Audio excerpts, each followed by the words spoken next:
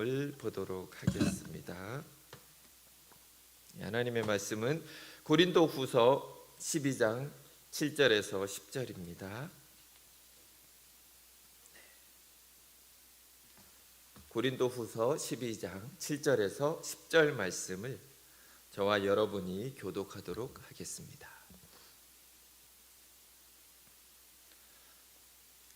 고린도후서 12장 7절에서 10절입니다. 제가 먼저 봉독하겠습니다. 여러 계시를 받은 것이 지극히 크므로 너무 자만하지 않게 하시려고 내 육체의 가시 곧 사탄의 사자를 주셨으니 이는 나를 쳐서 너무 자만하지 않게 하려 하심이라. 이것이 내게서 떠나가게 하기 위하여 내가 3번 주께 간구하였더니 나에게 이르시기를 내 은혜가 내게 족하도다. 이는 내 능력이 약한 데서 온전하여 짐이라 하신지라. 그러므로 도리어 크게 기뻐함으로 나의 여러 약한 것들에 대하여 자랑하리니 이는 그리스도의 능력이 내게 머물게 하려 함이라. 그러므로 내가 그리스도를 위하여 약한 것들과 능욕과 궁핍과 박해와 곤고를 기뻐하노니 이는 내가 약한 그때의 강함이라. 아멘. 오늘은 약점을 기뻐하라라는 제목으로 하나님의 말씀을 나누기를 원합니다. 제가 지난주 주일날 이제 청년부 모임에서 한번 자기의 약점을 좀 나눠봐라 이렇게 했더니 한 청년은 자기 자신의 이제 내성적인 그런 성격, 좀 이렇게 좀 너무 수줍고 다른 사람들하고 좀 교제하지 못하는 이런 것들이 약점이다 이렇게 얘기를 했고, 또 다른 친구는 이렇게 얘기를 합니다. 나는 게으른 게 약점이다. 너무 게으른 것 같다. 사실 우리는 모두 약점을 가지고 있습니다. 그리고 그 약점 때문에 힘들어합니다. 항상 다른 사람을 보면 부러워하죠. 나도 저랬으면 좋겠다. 이런 마음을 가지고 많이 힘들어하는 모습들이 저도 있고 여러분도 있습니다. 자, 그런데 약점을 이렇게 생각하다 보면 우리 가운데 뭐가 떠오르냐 하면 사실 죄라는 부분이 자꾸 연결이 돼요. 이상하게 우리가 있는 약점이 죄랑 자꾸 연결이 됩니다. 그러면서 죄책감을 느끼게 만들어요. 이 부분, 뭔가 하나님 앞에 내가 부족한 것 같고 뭔가 내가 열심히 안 하는 것 같은 이런 모습들이 자꾸 이 약점이 결국은 죄로 연결되는 부분들을 보게 됩니다. 그래서 저는 오늘 먼저 죄에 대한 부분에 대해서 일단 한번 언급을 하고요. 그리고 나서 다시 본문으로 돌아가서 약점에 대한 부분, 바울이 하고자 했던 부분들을 이렇게 좀 돌아보기를 원합니다. 사실 성도들이 괴로워하고 괴로움을 겪는 것은 어떤 예수님의 공로가, 복음이 부족해서 그러지 않는다라는 것을 우리는 잘 알고 있습니다. 그렇다고 또한 하나님의 공급하심이 부족하거나 없어서도 아니라는 것이죠. 사실 가장 큰 문제는 우리가 잘못된 믿음을 가지고 있다는 거죠. 잘못된 지식, 믿고는 있는데 어떤 잘못된 믿음을 가지고 잘못된 지식을 의지하기 때문에 이런 어려움들이 생긴다라는 것입니다. 정확히 말씀드리면 복음은 올바른 행위가 아닙니다. 하나님은 우리에게 행위로 구원을 주신 적이 한 번도 없고 또 우리에게 그런 올바른 행위를 요구하지도 않으십니다. 계속해서 하나님 우리에게 원하시는 것은 의인은 오직 믿음으로 살리라라는 이 말씀이 결국은 종교개혁을 일으킨 것이고 지금 우리가 지금까지 있게 한 그 핵심이 되고 있다는 것입니다. 이것을 좀 더 풀어가기 위해서 로마서 6장 1절과 2절 말씀을 저희가 함께 한번 봉독하도록 하겠습니다. 로마서 6장 1절과 2절입니다. 그런즉 우리가 무슨 말을 하리요? 은혜를 더하게 하려고 죄에 거하겠느냐? 그럴 수 없느니라. 죄에 대하여 죽은 우리가 어찌 그 가운데 더 살리요? 사실 로마서를 읽다 보면 이 부분이 계속 왔다 갔다 합니다. 뭔가 죄에 대해서 자유한 것 같은데 다시 또 죄에 대해서 또 이렇게 뭔가 건드리는 것 같고, 아니 죄가 해결된 것 같은데 다시 뭔가 걸리는 이런 부분들이 반복됩니다. 사실 이 부분을 정확히 이해를 하지 않으면 사실 우리의 삶 자체가 계속 행위라는 부분에서 우리가 흔들릴 수밖에 없다라는 것입니다. 오늘의 1절과 2절 말씀도 보면은 은혜를 더하게 하려고 죄에 거하겠느냐, 바울은 이렇게 지금 말을 하고 있습니다. 은혜를 더 받기 위해서, 은혜가 더 넘쳐나게 하기 위해서 죄를 그럼 계속 지어야 되냐, 이런 공격을 지금 바울은 받고 있는 것입니다. 예수 그리스도의 은혜가 더 커지려면 그럼 내가 죄를 더 지으면 되겠네? 이렇게 공격하는 사람들이 나타났다라는 것입니다. 이 사람들이 지금 재밌는 거는 은혜가 더한다, 은혜가 넘친다라는 것은 똑같이 인정을 하고 있어요. 바울도 이 부분에 대해서는 인정을 하고 있고, 바울을 대적하는 사람들도 동일하게 은혜에 대해서 문제 삼는 건 아니라는 거예요. 하나님의 은혜, 예수 그리스도의 은혜는 동일하다라는 거예요. 계속해서 넘치게 부어준다라는 부분은 이 사람들도 시비 거는 게 아니에요. 그런데 그걸 위해서 우리는 그럼 더 죄를 짓는 게 맞지 않냐, 더 우리가 육체의 죄를 짓고 이러면 예수 그리스도의 은혜가 더 커지잖아, 이렇게 지금 시비를 걸고 있는 것이죠. 그러니까 어떻게 보면 죄를 짓는 것을 합법화하려는 이런 공격을 지금 바울에게 하고 있는 것입니다. 왜냐하면 바울이 주장했던 것 중에 어떻게 보면 핵심이 죄가 더하면 은혜가 더욱 넘친다라는 주장을 바울이 했기 때문이에요. 이 부분에 대해서 바울이 계속 하니까 결국은 그 대적하는 사람, 그럼 내가 죄를 더 지으면 되겠잖아, 그럼 내가 죄를 더 많이 지으면 하나님의 은혜도 그만큼 많아질 테고 그럼 좋은 거 아니야? 이런 식으로 이제 나오니까 지금 바울은 이거에 대해서 변론하면서 그건 아니다, 이 부분을 얘기를 해야 된다는 것입니다. 마틴 루터가 의인은 믿음으로 말미암아 살리라라는 이 구절을 가지고 얘기했을 때도 수많은 반대에 부딪혔습니다. 그래서 종교개혁에 수많은 피를 흘릴 수밖에 없었던 그 사건들이 있었다라는 거죠. 사실 우리는 모두 은혜를 더한다라는 부분은 다 인정을 합니다. 문제는 그 다음 거라는 거죠. 그래서 우리는 이 부분에서 죄에 대한 부분이 정확히 잡히지를 않으면 그 다음으로 넘어가는 게 쉽지가 않다라는 것입니다. 그렇다면 6장 1절과 2절의 배경이 되는 부분은 로마서 5장 20절을 우리가 한번 좀 살펴보기를 원합니다. 로마서 5장 20절을 함께 읽도록 하겠습니다. 율법이 들어온 것은 범죄를 더하게 하려 함이라. 그러나 죄가 더한 곳에 은혜가 더욱 넘쳤나니. 자, 바울은 지금 5장 20절에서 이 부분을 또 언급을 한 번 더 하죠. 죄가 더한 곳에 은혜가 더욱 넘쳤다, 이렇게 바울이 얘기를 하니까 지금 공격하는 사람들은 계속 그럼 죄를 더 지으면 되잖아, 그 하나님의 은혜는 더 넘치겠네, 예수님의 은혜가 더 많을 거 아니야, 이렇게 지금 얘기를 하고 있다는 거죠.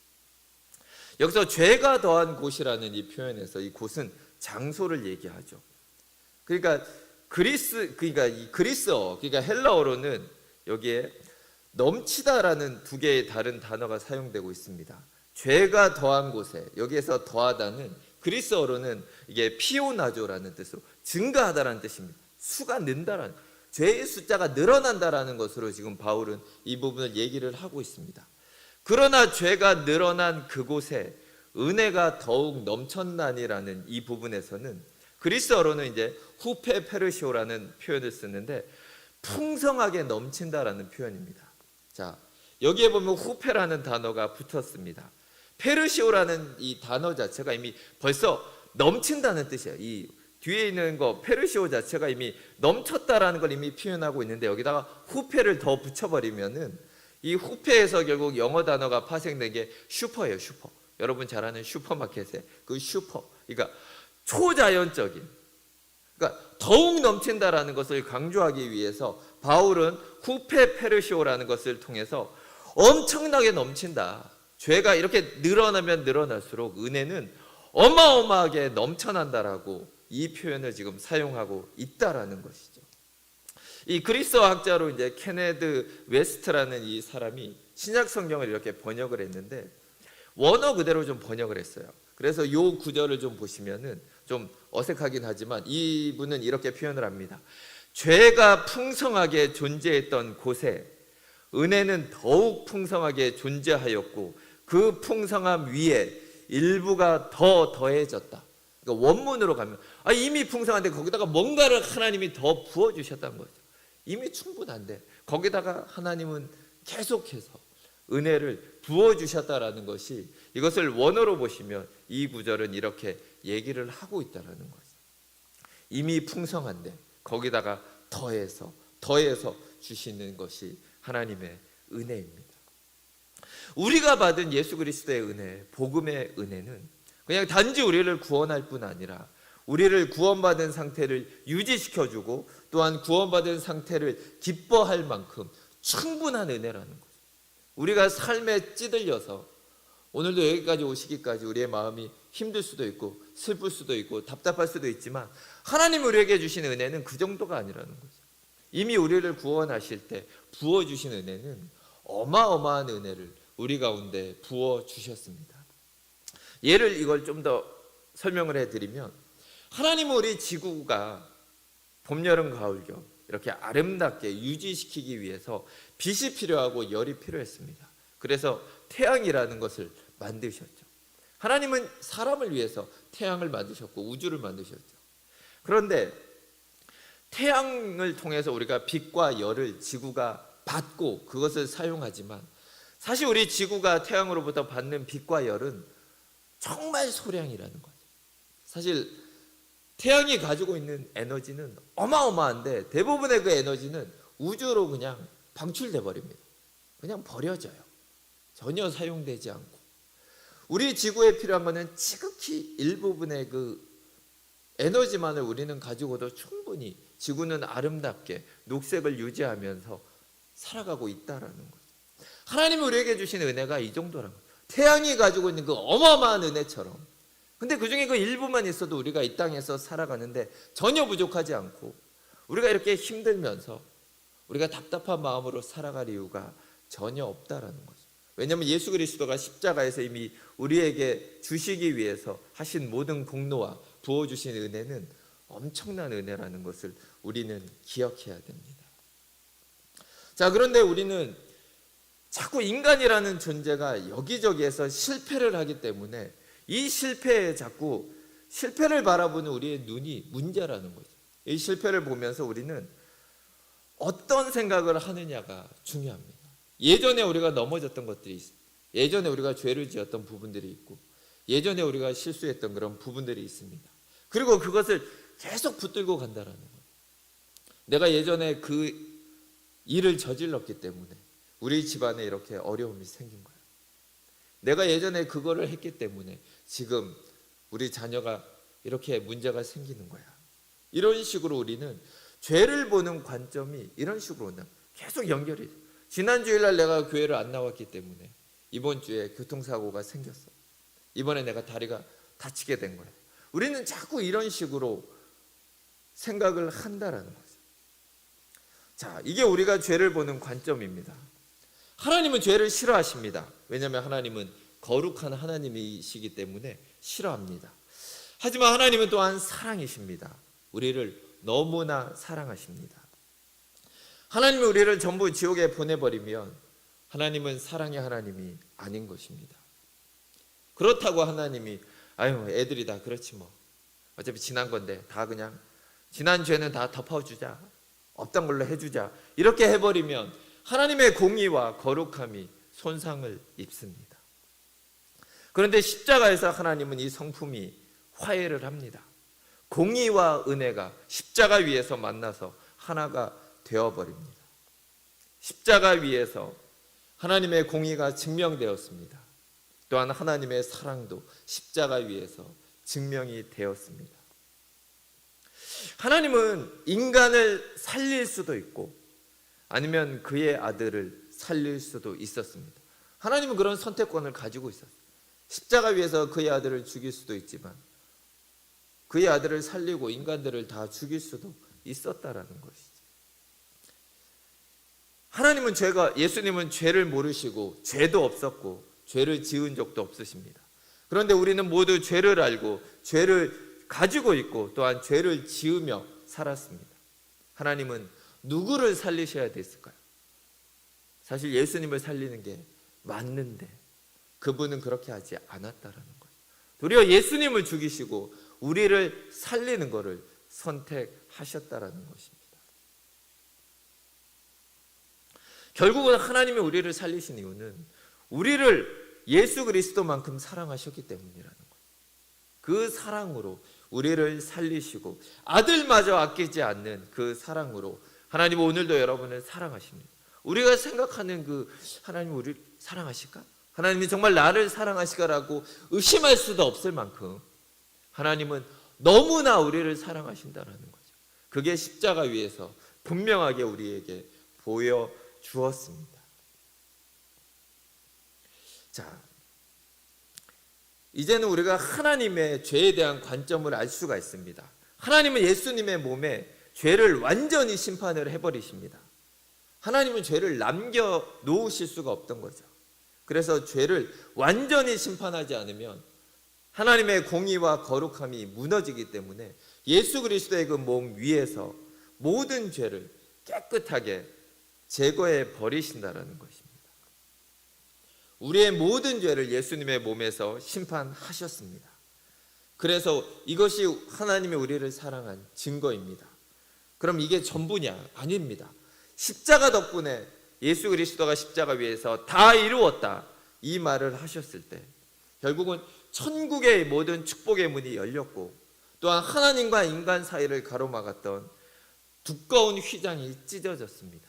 휘장이 찢어지고 그 보혈이 우리의 죄를 사해 주셨기 때문에 우리가 오늘도 당당하게 하나님 앞에 나아갈 수가 있는 것입니다.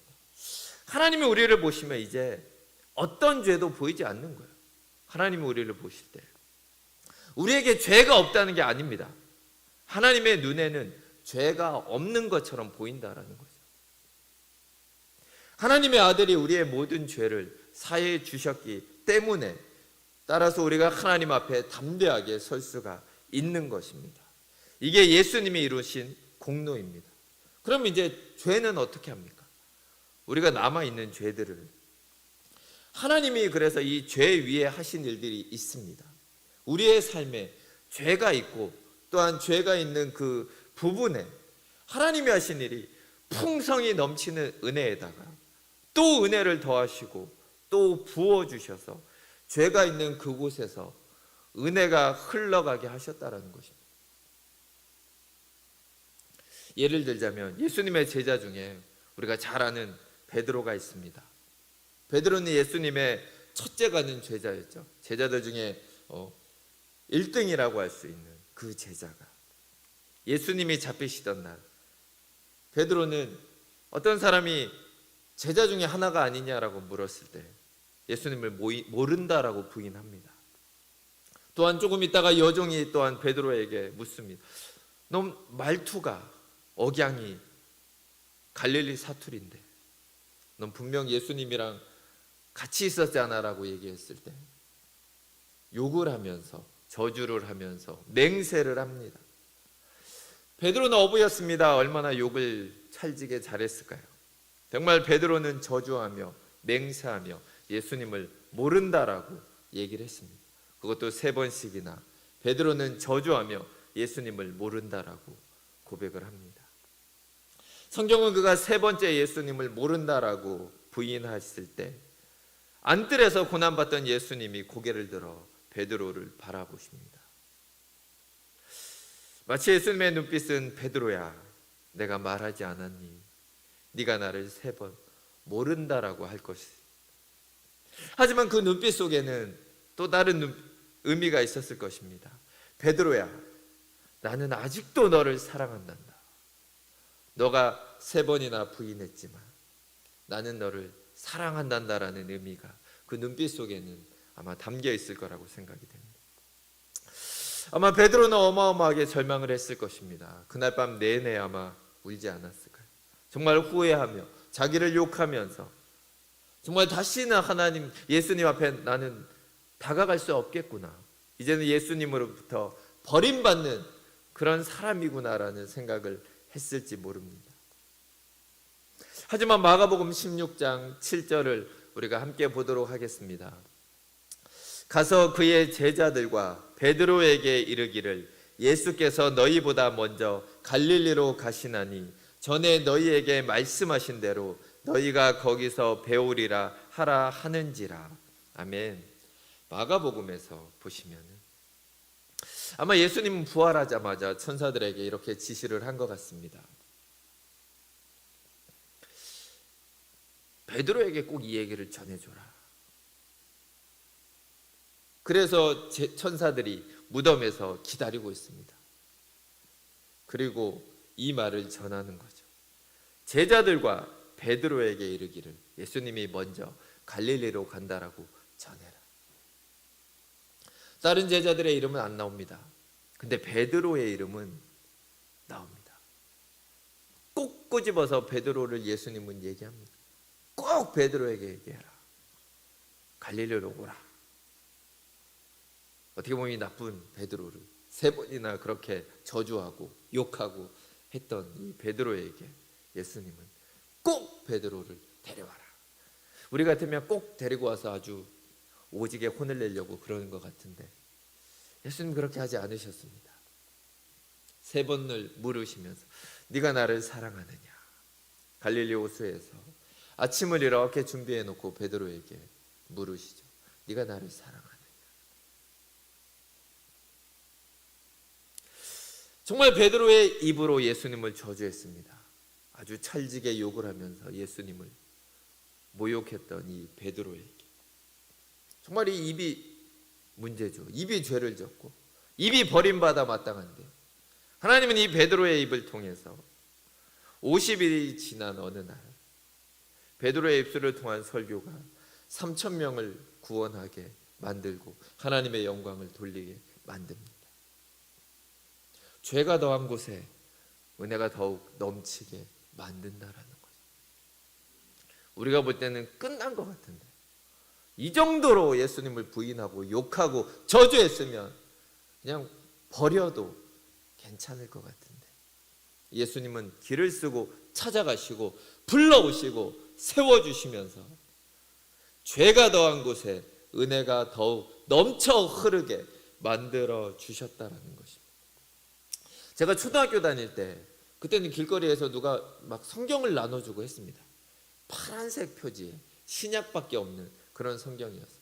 그래서 이제 학교에서 이걸 가지고 가서 한번 읽어봤어요. 맨 앞에를 읽어보니까 마태복음, 뭔지도 몰랐습니다. 근데 읽어보니까 그냥 자꾸 누가 누굴 낳고 누가 누굴 낳고만 나오면 이 낳고가 뭐지? 처음에 이 낳고를 잘 몰라서 좀 찾아봤더니 낳고가 이게 태어났다. 아브라함이 아브라함을 통해서 이삭이 태어났다 이런 얘기입니다. 좀 더 읽었더니 쭉쭉쭉 나갑니다. 그런데 여자들이 없어요. 제가 이제 어렸을 때 여자들이 없는데 그 여자들이 가끔 등장합니다. 몇 명? 한 4명 등장하죠. 4명. 여러분도 아시죠?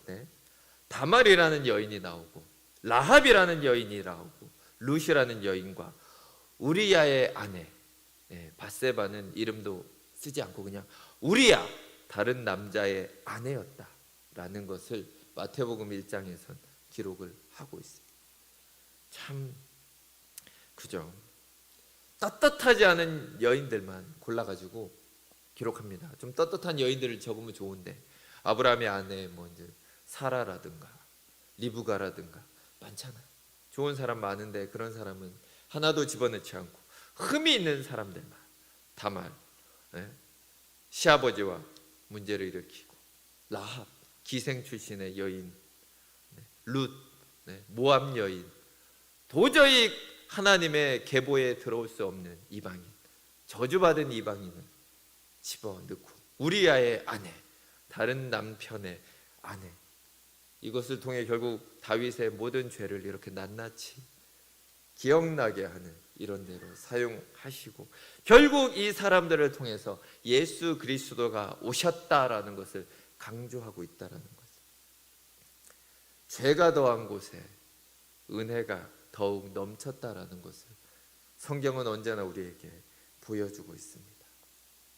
자, 그럼 여기에서 또 이런 질문이 있습니다.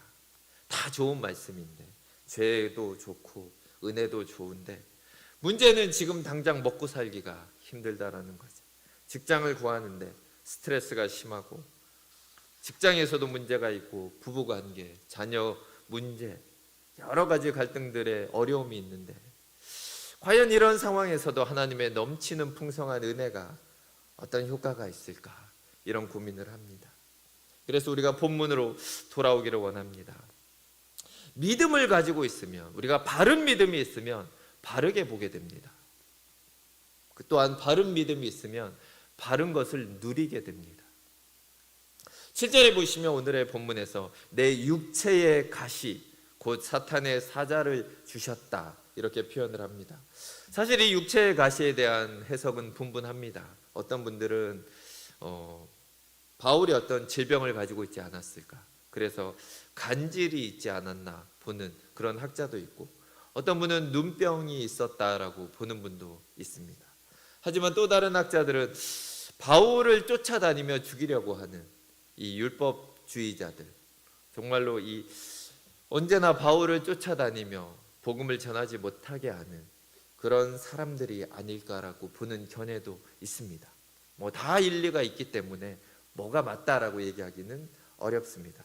하지만 분명한 것은 바울이 이것이 없어졌으면 하고 간절히 바랬다라는 것입니다. 이것은 분명합니다. 바울이 느끼다 이거는 아주 힘들고 불편하고 약한 부분이었습니다. 그리고 이것 때문에 언제나 바울은 괴로워했습니다.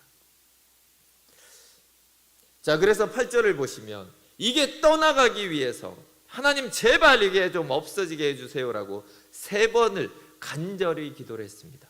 3번이나 기도를 했다라고 바울은 고백을 하고 있습니다. 이제 9절에서 하나님으로부터 이런 응답을 받습니다. 내 은혜가 내게 족하도다, 이렇게 응답을 받습니다. 그리고 나서 이는 내 능력이 약한 데서 온전하여 짐이라 하신지라. 하나님의 능력이 무엇에서 온전해집니까? 이 말씀에서 그대로 하면 약한 데서 온전해진다라는 거예요. 약한 부분. 우리는 우리 자신이 가지고 있는 약점들이 있습니다. 약한 부분. 난 이것 때문에 성공 못해. 난 이것 때문에 별 볼 일 없는 사람이야. 난 이것 때문에 안 될 것 같아. 이렇게 얘기하는 그런 부분들을, 하나님의 말씀은 약한 곳에서, 약한 데서 도리어 온전하여 짐이다라고 얘기를 하고 있습니다. 그리고 나서 바울은 반응을 합니다. 그러므로 도리어 크게 기뻐합니다, 이렇게 얘기를 하죠. 우리는 절대 기뻐할 수가 없습니다. 하나님 왜 나에게 이런 것을 주십니까? 라고 따지고 원망하지만 바울은 기뻐하는 정도가 아니고 크게 기뻐합니다. 정말 우리가 이해할 수 없는 그 약하고 불편하고 피하고 싶고 그 죽을 것 같은 그런 것들을 도리어 이제는 기뻐하는데 좀 기뻐하는 게 아니고 크게 기뻐하고 있다라는 거죠. 그리고 도리어 그것들을 자랑합니다. 약한 것들에 대하여 자랑한다. 이제 그것들을 자랑하면서 다니고 있는 바울을 보게 됩니다. 이는 그리스도의 능력이 내게 머물게 하려 함이라. 자, 그리스도의 능력이 내게 머문다라는 것은, 이게 그리스어로 보시면은 그리스도의 능력이 내 위에 장막을 친다라는 거죠. 하나님의 능력이 내 위에 장막을 쳐버린다라는 거예요. 보호막을 쳐주신다라는 거예요. 이게 원어로 보시면 그렇습니다. 아마 이런 걸 원하시는 분들 계실 것 같아요. 우리가 거리를 걸어갈 때, 출근할 때, 어디 쇼핑몰을 갈 때, 어디를 가든지 하나님의 권능이 우리 위를 이렇게 보호하고 있는 어떤 장막을 치고 있다. 그 누구도 뚫고 들어올 수 없는 그런 보호막을, 바리케이트를 이렇게 쳐주시는 이런 것들을 우리는 원하시죠. 성령이 충만하면 그렇게 되지 않을까.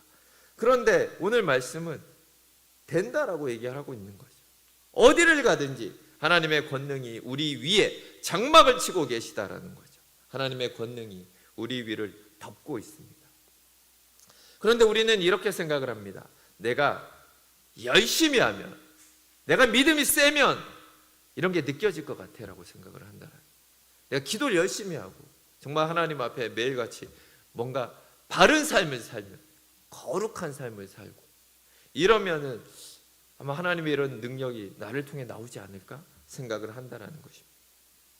내가 한동안 그렇게 큰 죄를 지은 게 없으니까 아마 나의 믿음은 강할 거야, 이렇게 생각을 한다라는 것입니다. 하지만 천국의 잣대로 우리가 하나님께서 천국에서 보시면 이런 사람은 아주 위험한 위치에 있는 것입니다. 하나님의 눈에 볼 땐 아주 약한 사람이에요. 언제든지 이 사람 넘어질 것 같은데 하나님은 그렇게 보신다. 우리가 볼 때는 지금 잘하고 있는 것 같은데, 내가 정말 열심히 살고 있는데 하나님 잘 섬기고, 그런데 하나님의 눈은 다를 수가 있다라는 거죠. 또 반면에 이런 사람이 있습니다. 아침에 일어나면서 또 머리가 아프네. 완전히 잠을 설쳤어. 나 이렇게 약하구나. 나 오늘 또 자녀들한테 소리를 질러버렸어.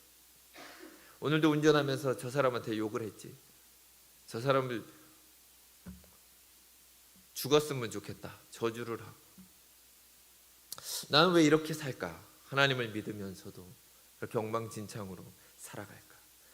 난 왜 누구처럼 안 될까? 누구는 믿음도 좋은데 가정도 잘 하나님을 섬기는 것 같고, 이런 부러움을 가지고 살아가는 사람들이 있습니다. 우리가 볼 땐 참 두 번째 사람은 문제가 많죠. 문제투성이죠. 저런 사람도 좀 하나님을 제대로 믿었으면 좋겠는데 왜 저런 식으로 믿을까? 하지만 하나님의 눈에는 반대라는 거죠. 도리어 그런 사람을 보시면서 하나님은 내가 너를 통해서 너를 강하게 해줄 거야 라고 얘기를 하죠. 내 문제를 인정하는 사람들 앞에서 나는 약하다. 난 이거밖에 안 돼. 난 엉망으로 살아왔고, 오늘도 쉴 새 없이 죄를 짓고 말로 다른 사람을 저주하고 사랑을 행하지도 못하고, 아마 나나 하나님도 별로 사랑하는 것 같지 않은데 나 같은 사람이 정말 구원받았나? 이런 생각이 들 수도 있습니다. 하지만 하나님은 이런 사람에게 말합니다. 너가 얼마나 강한지 너는 모르는구나. 내가 너에게 준 은혜가 얼마나 큰지 네가 지금 모르는구나. 고린도서 12장 9절은 얘기합니다. 내 은혜가 내게 족하도다. 이것을 헬라어로 보시면 이렇습니다. 족하다라는 단어 자체는 방어하거나 물리칠 힘이라는 뜻입니다. 다시 풀어서 이 구절을 보시면 내 은혜가 방어하거나 물리칠 만큼 강하다라고 하나님은 지금 바울에게 말하고 있는, 네가 약해 보이지. 너가 볼 때는 아무것도 안 될 것 같지. 하지만 나의 은혜가 그 모든 문제를 방어해주고 그 모든 것을 물리칠 만큼 강하게 너와 함께하고 있다라는 것을 말씀하고 있다라는 것입니다. 우리가 낙심하고 약하다고 느낄 때 우리가 뭔가 기준에 미달했다라고 생각을 합니다. 이래가지고 되겠나? 하지만 하나님은 그게 강하다라고 얘기를 했습니다. 우리가 약한 줄을 알 때 사실은 가장 강할 때입니다. 그때가 우리에게 하나님이 우리를 통해서 어마어마한 일을 할 수 있는 그런 상황이라는 것. 하지만 반대로 나는 괜찮은 것 같은데, 요즘 하나님 잘 섬기고 있는 것 같은데, 이런 생각을 할 때 한순간에 무너진다라는 것.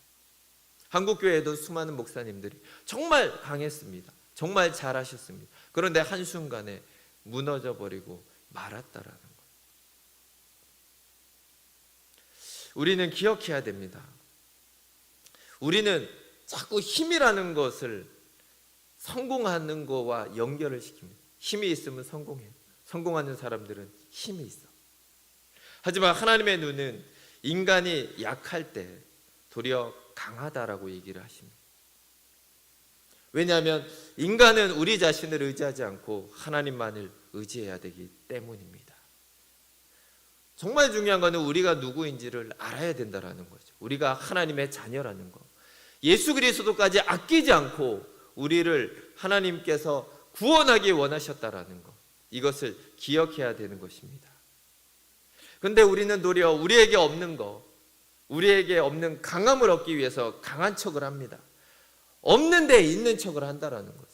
그러면서 뭔가 나는 하나님으로부터 인정받는 것처럼 표현하고자 한다라는 거죠. 이것이 또한 우리 자녀들에게도 그대로 나타납니다. 자녀들이 말을 잘 듣는 척하고 공부를 잘하는 척하고 뭔가를 자기를 포장한다라는 거죠. 왜냐하면 그렇게 하지 않으면 부모님이 자기를 좋아할 것 같지 않기 때문이죠. 인정하지 않을 것 같고 사랑하지 않을 것 같으니까 자녀들이 그렇게 자기를 속이기 시작한다는, 또한 부모들은 거기에 속기 시작한다는. 하지만 하나님은 우리의 이런 단점에도 불구하고 우리를 있는 그대로 사랑하십니다. 그래서 바울은 고백합니다. 나의 여러 약한 것들을 이제 나는 자랑한다. 왜냐하면 이는 그리스도의 능력이 내게 장막을 치게 하려 함이라. 바울은 알고 있었습니다. 그리고 10절에서는 그리스도를 위하여 약한 것들과 능욕과 궁핍과 박해와 곤고를 내가 기뻐한다라고 얘기를 하고 있습니다. 자, 이거를 좀 더 또 설명을 해드리면, 자석을 아십니까? 혹시 예전에 저희 초등학교 때는 자석이 있습니다. 그래서 한쪽은 빨간색이 칠해져 있고 한쪽은 파란색이 칠해져 있습니다. 그래서 빨간색은 플러스 극이라 그러고 파란색은 마이너스 극이라 그러고, 빨간색하고 빨간색을 이렇게 갖다 대면 서로 밀어냅니다. 그런데 빨간색과 파란색을 갖다 대면 착 달라붙습니다. 자, 하나님의 은혜는 양성입니다. 플러스 극이죠. 근데 우리도 하나님의 은혜처럼 강한 척을 하면 밀어내버립니다. 하나님의 은혜를 우리가 받을 수가 없다는 것. 하지만 반대로 우리가 약한 모습을 드러냈을 때 하나님의 강함이 우리에게 붙어버린다라는 거죠. 그러면서 그 하나님이 우리를 덮어버린다라는 거예요. 하나님의 은혜와 하나님의 능력이 우리를 덮어버립니다. 사실 저는 어려서 남들 앞에 서는 걸 정말 죽을 만큼 싫어했어요. 지금 제가 이렇게 앞에 서 있는 건 하나님의 기적입니다. 학기 말만 되면 이상하게 수업이 이제 다 끝나니까 한 명씩 나와서 노래 부르라고 합니다. 정말 죽을 만큼 힘든 시간이고 괴로운 시간입니다. 정말 1번부터 시작하는데 무슨 노래를 해야 될지 머리에서 막 계속 왔다 갔다 도대체 이걸 할까 저걸 할까 자신도 없고, 정말 앞에 나가서 뭐를 불렀는지도 기억이 나지 않는, 정말 그렇게 연약하고 두렵고 또 다른 사람 앞에 나서는 것을 싫어했던 접니다. 그런데 어느 날 하나님이 저를 사용하신다고 부르셨습니다. 사실 제가 말은 안 했지만 속으로 참 하나님을 측은히 여겼습니다. 왜 하필 나 같은 사람을 골랐을까? 네? 좀 BTS나 이런 있잖아요. 잘 나가는 사람들, 좀 이렇게 유명한 사람들을 골라가지고 하나님 일 시키시면 하나님도 체면이 쓰고 일하는 사람도 재밌을 텐데 왜 저 같은 사람을 골라가지고 서로 힘들게 하실까? 그런 생각을 해봤습니다. 하지만 하나님은 말씀하십니다. 나를 위해서 말씀을 전해줄 수 있겠니? 나는 너를 통해서 세상에 선한 영향력을 끼치고 싶다. 이렇게 얘기를 하시죠. 그럴 때 저는 또 이렇게 얘기했죠. 물론 말은 안 하고 속으로 생각했지만 참 하나님 안 되셨습니다. 나 같은 사람 쓰겠다고 계속 쫓아다니시고. 왜냐하면 제가 가지고 있는 두려움들이 있었어요. 못하는 게 있었습니다. 약점이 있었어요. 그것들을 생각하면 도저히 할 수 없는 일. 이거는 하나님한테 너무너무 손해인데. 하지만 지금 보시면 하나님이 저를 또 그렇게 사용하고 계시다는, 저의 약한 부분들, 없는 것들, 이런 것들을 통해서 하나님이 원하시는 대로 사용하고 있다는 것. 우리의 약점이 넘쳐나는 그곳에 하나님의 은혜가 풍성하게 흘러갑니다. 그리고 거기에 더 하나님의 은혜를 부어주십니다. 그래서 우리는 낙심하면 안 됩니다. 우리의 약한 모습을 보면서 오늘도 화를 내고 오늘도 실수하고 오늘도 죄를 짓고 정말 자기가 볼 때도 이게 도저히 바뀔까? 정말 희망이 보일까라는 이런 마음이 들 수 있지만 도리어 바울처럼 우리는 기뻐해야 됩니다. 우리의 약점이 보이면 보일수록 우리는 미소 지을 수 있어야 됩니다. 나의 이 모습을 통해서 하나님이 오늘도 은혜를 주시겠구나. 나의 이 약한 모습 때문에 하나님의 강한 능력이 나오겠구나. 그래서 나의 이 약함 때문에 하나님이 나를 사용하시겠구나 라고 고백하시면 됩니다. 우리 동작중앙교회는 어려움들이 많이 있었습니다. 제가 오고 나서도 2년이 넘는 그 시간 가운데 어려움들이 있습니다. 어떻게 보면 우리 교회의 약점이라고 할 수도 있지만 하나님은 이 약점을 통해서 어마어마한 일들을 하실 것입니다. 하나님은 이 우리 교회의 약점 가운데 하나님의 능력을 피실 것이고 하나님의 권능의 그 갑옷을 우리 교회에 둘러주실 것이란 것입니다. 그리고 나서 하나님은 일하실 것입니다. 이렇게 약한 모습들을 통해서, 어디에 얘기하기 창피한 그런 모습들을 통해서 도리어 우리의 그런 모습을 자랑하게 될 그날이 올 것입니다. 하나님이 우리의 이런 모습을 통해 어마어마한 일을 하셨다라고 고백할 수 있는 그날이 옵니다. 그래서 우리가 좌절하지 않고 낙심하지 않고, 오늘도 비록 죄에 넘어질 수 있고 우리의 연약함 때문에 오늘도 답답하고 정말 포기하고 싶은 생각이 들지라도 우리는 기뻐할 수 있습니다. 왜냐하면 하나님의 은혜와 하나님의 권능이 오늘도 우리의 그 약한 모습을 통해서 일하시며 은혜와 권능을 베풀어 주시기 때문입니다. 이 시간에 함께 기도하며 나아가겠습니다. 하나님 아버지, 감사합니다. 정말 복음은 우리에게 어마어마한 은혜를 베풀어 주었습니다. 우리가 생각하는 것보다 정말 너무나 큰 은혜를 하나님 우리에게 부어 주셨습니다. 하지만 우리는 그 은혜를 모르기 때문에 아직도 우리의 모습에 실망하고 우리의 행위로 하나님을 기쁘시게 하려는 노력을 하고 있습니다. 하지만 오늘 말씀에서도 우리는 죄를 짓고 또한 우리가 약점이라고 얘기하는 것들을 통해서 하나님은 놀라운 은혜들을 베풀어 주십니다.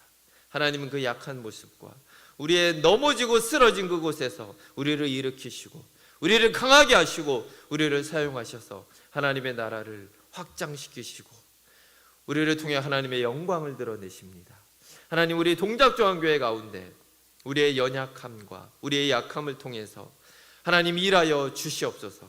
우리의 약함이 하나님의 손에서 강함으로 바뀌게 하여 주시고 우리의 정말 이 연약한 단점들이 하나님의 손에서 강점으로 바뀌게 하여 주시고 은혜와 능력으로 바뀌게 하여 주시옵소서.